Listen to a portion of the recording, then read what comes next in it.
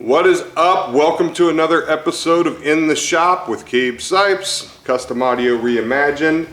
This is actually the day after the slingshot was finalized and picked up by the customer. And it's kind of funny, well not, but this is a BMW 5 Series. This is also a rescue job from the same shop that did the slingshot. But I already rescued it back in May. He had a full system done. I don't know if you know about BMWs, they have the premium sound system. You can't change the radio in this car because the way the dash is, the way it's all integrated. So the previous shop had put in some hokey high-low level converter off the factory amp. They ran it to some Serwin Vega amplifier that was screwed to the back of the box. They put in two Serwin Vega subs, and then they ran the wire for this amplifier, the speaker wire, into the port of the box, and apparently they custom built the box, which I still have here in the shop as an example of how not to build a box when I show people. It was just a really bad, shitty install, like the slingshot. The wiring was bullshit, everything on it was bullshit. So this guy at the time didn't have a lot of money to do anything. He just was like hoping I could make it look better because this car is pretty cool. He's got it wrapped. He really likes his car. So the stereo didn't reflect the car at all, so he didn't want to show it off in the state that it was. So I did an amp rack in front of the subs. We actually switched it out to Genius subwoofers and got rid of the Serwin Vegas that were in there because they just were kind of not doing anything. Still has a Serwin Vega amp in there. I took out the other shop's high-low level converter jazz they put in and wired in. So now it bumps, but it doesn't bump as hard as it could because he's limited by the factory radio. He has to turn the volume to max because the mids and highs are just not keeping up with the bass. I got a guy in California who actually custom pins the harnesses, gives you RCAs, gives you speaker outs, gives you everything. So I can unplug his factory amp, plug this right in, not hacking anything in the car, everything will stay stock, but we'll be able to plug this harness in. That'll give us the RCA signal we need, and that'll give us all the speaker inputs we need for all of the locations in the car. We're adding a Genius 6-channel DSP. So that's what I'm hoping will boost this up because the factory system, basically he's limited by what it does signal-wise, voltage-wise. Running everything through the DSP, we're going to be able to step it up to 8 volts. We're going to be able to adjust the signals to everything we want it to be. Then we're going to go from the DSP into the Genius amps. He's got a 4-channel and he's got the 2-channel. And he's got to run the 2-channel 2 ohms just like I was doing in my 300 to the 212-inch subs. So that's the job that's in the shop now. I want to get this thing done the next 3-4 days. It's Friday, so we'll see how much work I'm going to get into it. But next Friday is my birthday and I want to have it done by my birthday.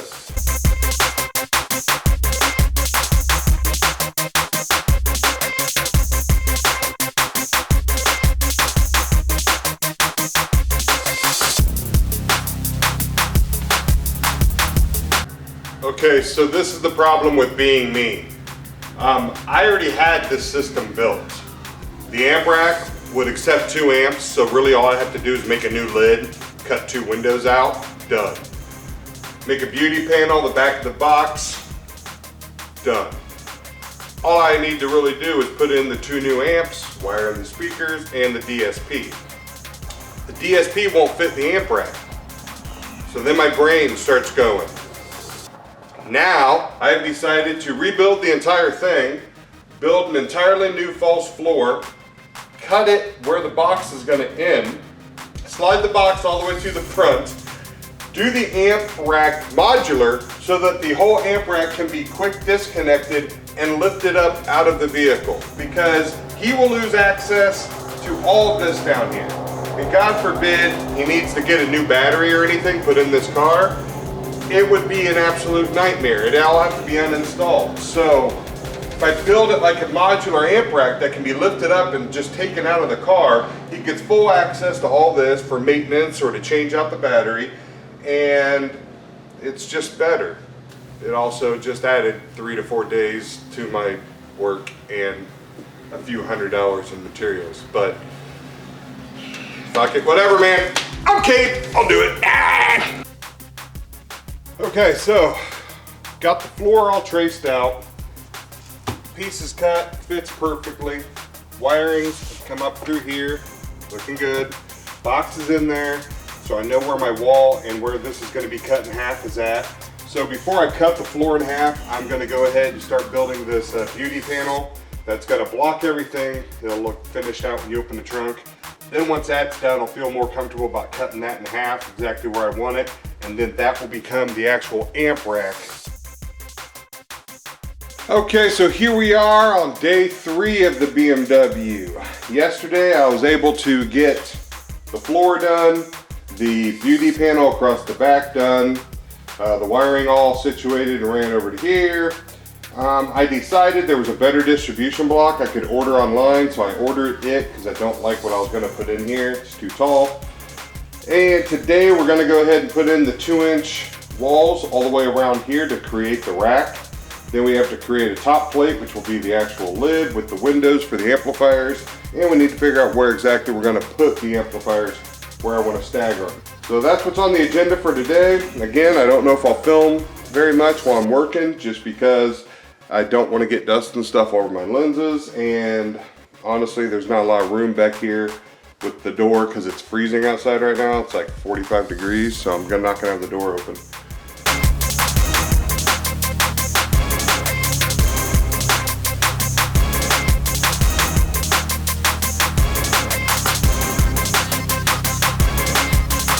Alright, so we're doing a little bit of test fitting here before I do the carpeting and kind of start doing the final steps of install. Everything looks great. Everything's in here but the back wall. The back walls, it kind of wants to fall forward until it's attached, and I'm not ready to attach it because I still have some wiring on the sub box to do. But the sub box is mounted permanently in there now. The floor that the box is on is permanently in there now. So I was just kind of test fitting everything on the amp lid. It lifts right out of there. There's a reason why it's not hinged. I mean, I could easily hinge it on the back wall so you can lift it up and have access. This is a removable amp rack. And you'll lift up on the amp rack. Then you'll slide the amp rack over to the right, leaving behind all your harnesses and wiring. And the amp rack with the amps attached and all the wiring will be right here in your hand. Does that make sense? So now he has full access to his battery and everything factory. So if he needs to do any maintenance, maintain it, it's all there. So that is the goal of this system. That's why it's being built the way it's being built. Okay, so fast forward, boom.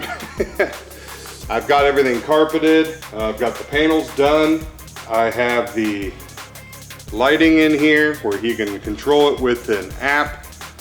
He's also got a controller on the right hand side of the trunk. Make it any color he wants. So you can do anything you need. So we go blue, which is always what everybody likes. I personally like the fact that it does true white. So to keep it classy like BMW. Here is lid.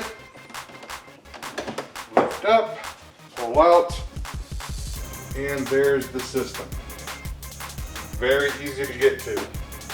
So the only thing we have left to do is wire her up. Kick on the lights. We have the 2 amplifiers.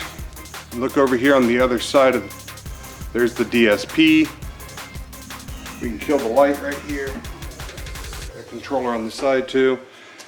Amplifiers, DSP, and then the handles that are in the corner to lift this amp rack out. I also have, off here into the side, this pocket, a very long USB. This is so you can plug a laptop in, control the DSP, so you could sit out here at a desk or a table or chair, whatever you want to do comfortably with a laptop, control the car, set up the DSP. Then once you have your general settings done on the laptop, you can use your phone Bluetooth to fine-tune the DSP once you're in the car.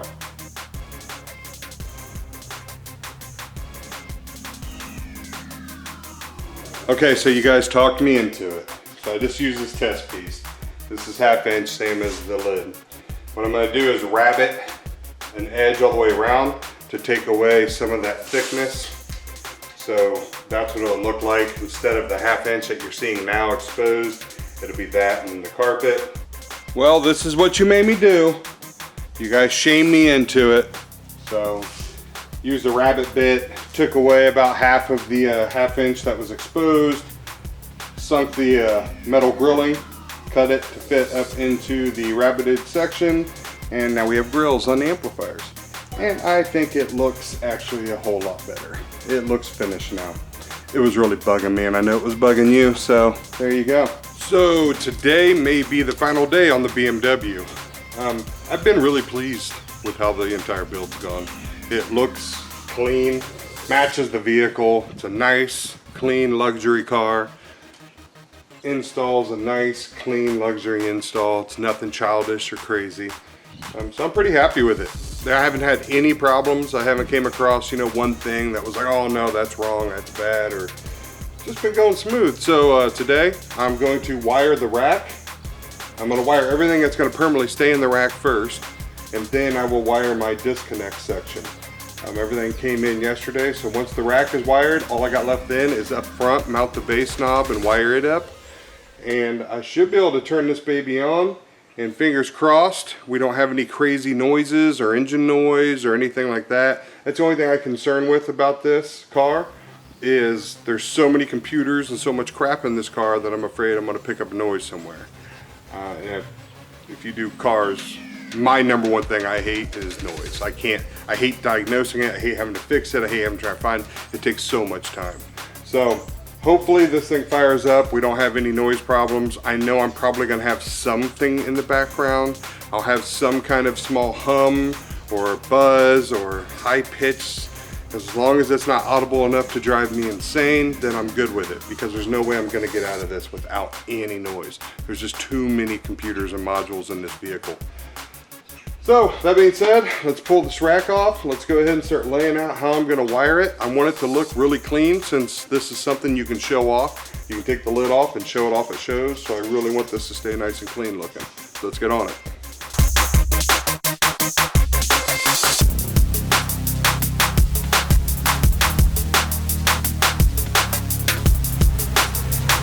Okay, so it has been 6.5 hours. And she's wired. Everything in here is now wired, but I think it really looks nice. I wired it like you would a computer case. So, looks decent. I'm getting ready to fire it up, confirm everything powers up and turns on. I'm really worried I'm gonna have noise and stuff, and it's late in the day and I really don't want to go to bed tonight upset. So I'm just gonna make sure everything comes on. If everything comes on, I'm done for the day. Tomorrow I'll come over here at the laptop, we'll plug in the DSP, we're gonna turn it on, start turning the gains up, start listening to it, pray that we don't have any kind of noise issues or interference issues I'm going to deal with, get it tuned, and kick this thing out. Alright, so I decided I might as well let you guys be a part of it turning on. This will be the first time I've ever tried to turn the system on. Remember, the BMW's remote turn on is computer controlled, so all I have to do is wake up the CAN bus system, and that will actually energize the remote turn on. Stays on for 2 minutes after you don't do anything or after you lock your doors. There's no way around that in this car. There's no right or wrong way. You can't do a low voltage trigger. You can't do anything like that, because there is always voltage when the computer wakes up on every damn lead in this car. So what I'm gonna do is go open and close the door. And then I have the CT Sounds bass knob, which actually has an on-off on it. That's why I used it, so I could turn off all the amps and everything back here from up there, so I'm not locked into the car. So let's go ahead and see if it all comes on. Bass knob lights up. Amps on, DSP on. So that wraps it up for today. I'm gonna go ahead and pick up my mess. My shop's a nightmare. Button this up tomorrow, come over here with the laptop, get it plugged in, do the DSP, get it all set, get the subs put back in, and we'll be good to go. Oh, I'm all smiles. I wasn't all smiles. I've got it all done. And the Genius DSP didn't work. I spent an hour trying to figure out, I could not connect to it. I couldn't set it up. I was getting so pissed. Luckily, I had the Genius DSP here that I used for the review video. The Bluetooth dongle that plugs in, that gives you Bluetooth access, was bad on the one that I got. So I took the Bluetooth dongle out of that unit that I had for the review, plugged it in, and I was able to connect. Whew. Once I was able to connect, that thing's very cool. It's pretty cool what you can do with it, especially how cheap it is. So I've got it set up. I am pleasantly surprised. The thing is loud, but once I got it all dialed in, sat in the driver's seat with my phone, I Bluetooth controlled the DSP. I was able to independently turn on and off each speaker, set up the EQ and crossovers for them, and I had to tune it down, really, it's so loud. His highs are out of control. I have it EQ'd negative across the board from the 6,000 hertz all the way down to 1,000 hertz. I'm negative dB as far as the EQ goes because it's just so bright. Then I bring it up around the mid-range to bring the vocals in to give them some mid-range. Like I said, these are very small drivers that are in this car to begin with. The guy in California, I'm gonna put his link down in my description. That dude's harness was perfect, perfect, lifesaver. Completely made this happen.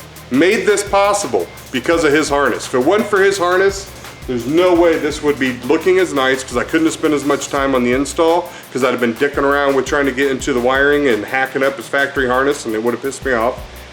And I probably wouldn't have been near as good a signal because he did such a good job soldering the RCAs, and it's just perfect, man. He did a great job. So kudos to that guy, whoever you are in California, the 73 Mustang Convert guy on eBay. I totally buy his stuff. It works. It's badass. So anyway, I'm gonna get into this and tune it. Then I will try to find some music to play for you guys and call the customer and tell him he can come get his car. And she's done. Found some music I can play. Here's your walkthrough. There's the factory radio. We have the bass knob and the voltage meter down there. Let's go ahead and get some music.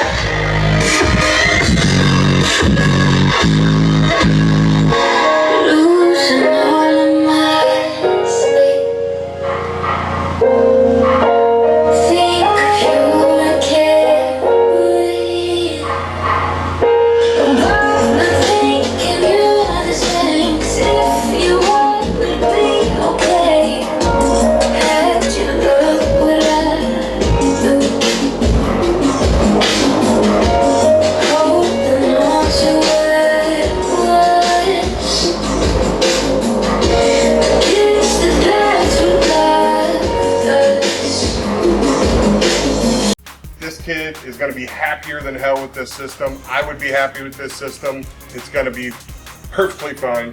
So just to show you why this took so long, because this looks very basic. So some people may look at that and be like, wow, Kate, you put 2 amps in the floor, woo, and a sub box. That's not really all this is. The reason this took so long and the reason why I'm pretty proud of the way it came out is I built this so that he has full access to the car. Meaning if he ever wants to change his battery or get access to a couple, there's computers down there under the floor, all kinds of stuff that normally when people build systems like this, you're screwed. So if you need a new battery, it's pay the installer to gut it all back out, and then going back in the second time, it always gets a little hokey and it doesn't look as nice as it did, and it's just a pain in the ass. So I built this to be completely accessible, and I can put this vehicle back to stock, meaning plug it into the factory amp. Since I didn't mess with the harnesses, I used the harness. I can plug this back in, factory amp, fully back to stock and under an hour. So this trunk, when you open it, would look like it came from BMW. In other words, when this guy gets rid of this car, all this stuff can come out and it's not going to be a full day's worth of work. It literally takes me less than an hour. The way it works is, here's the system laid out right now. He's got his lighting. In the back wall, we may do some signage in the future. It's up to him. I was going to do something, but then I decided it's up to him. I don't know what he wants. Maybe he wants to put his girlfriend's name. something, he can pay me to make a sign if he wants, and I'll do something there. It'd be cool. The way it works is there's the system, you have the floor, it's all good to go. The floor is locked in with friction. So, lift out the rack, there's that. That's out of the way. Now, you have access to the entire system. So, there's your 4-channel, there's your mono block, there's the DSP, distribution block, RCAs, and everything. Now, let me get the camera and show you what makes this a special system. So what makes this special is, which I can make this a little easier with a breakaway cable. So for those of you that are going to say that, I know, and if this turns into a thing that's going to be pulled out a lot, then I will. But what has to happen is you unhook that bolt, pull the power wire through, cap it off, unhook that bolt, pull the ground wire out. Unhook that harness, unplug those 3 sets of RCAs. I've color-coded the bolts to the RCA shielding so you know which ones plug back into which ports. Once you unplug those 2 harnesses and pull that power and ground out of that distribution, you grab that handle, lift up on the right hand side and slide this rack out. The entire amp rack comes out as one unit. Then this basically all stays in the car as an umbilical cord. Then you have full access to everything under there, your battery, your computer. It's the exact same amount of space as you had with the factory floor when it was opened up to access it. I'm Cave Sipes, Custom Audio Reimagined. Thank you very much for watching.